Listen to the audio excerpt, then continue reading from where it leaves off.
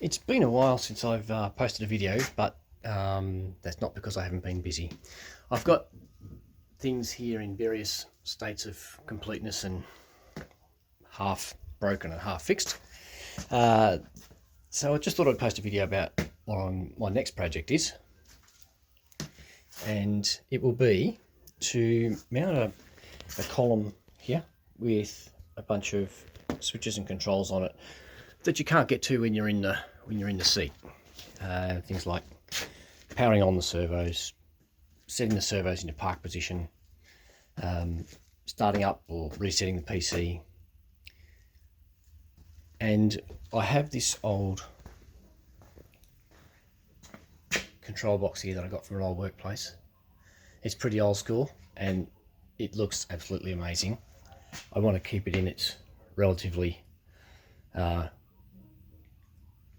old school state. So the plan is to clean that up, keep these old power switches. They're 240 volt power switches, go to a couple of power supplies in the box. These are high precision wire wound pots, and these ones are high precision, they're also wire wound pots, multi-turn pots. These ones are just standard, I would say, carbon trace 270-degree pots. I'll put them to use where I can. I'm not going to be able to use very many of them, but the slots that they're in will become places for momentary switches, most likely. I like these old high quality clunky switches, and I'll use them wherever I can. So here's a bit of a breakdown of the kinds of inputs and outputs that I want to have in this box. I will set this up to run primarily from digital I/O from an Arduino, most likely, and control various things. There's a few other things that I'm in the middle of, updating the amplifier over here. I've had a couple of old school amps here that are just overkill, but what I could get cheap off marketplace, really. And this is the third one that I've put in here. The other two have failed just because they're aged. But I don't like it. It's too big for where it is. Gets hot.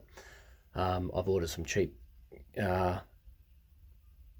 2-channel and center channel amps off AliExpress that I'm going to build up into a 5.1 amplifier.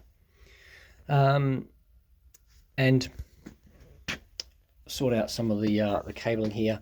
That's the 6 servo controllers with the PC above. I will run power to those. I had them on a RF controlled 240 volt switches, but they just fail after 6 months or so. They turn on alright, but they don't turn off. It's not through overcurrent, it's just some common fault with them. They're just cheap and nasty rubbish from JCar.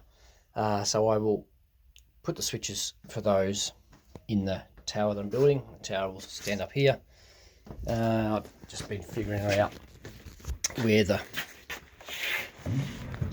position of the tower needs to be. If I push the rig right over to its fullest extent there, that's at I think 17 degrees there, like that, and it'll stand up here and miss the side of the cockpit. But also when the cockpit's up straight,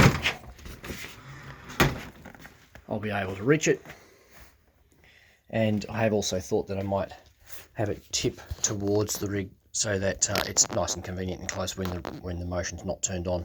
It doesn't need to be far away when the motion's not turned on. So I might put a little leaning facility on it with a limit switch. I've got noted down here, tower lean limit switch, so that when it's leaned over you can't start the motion. You will just keep the motion in park. If you do accidentally pull it over for whatever reason whilst it's in motion, the machine will park itself, so no crashes. That's where I'm up to. I'll do a post and update sometime soon.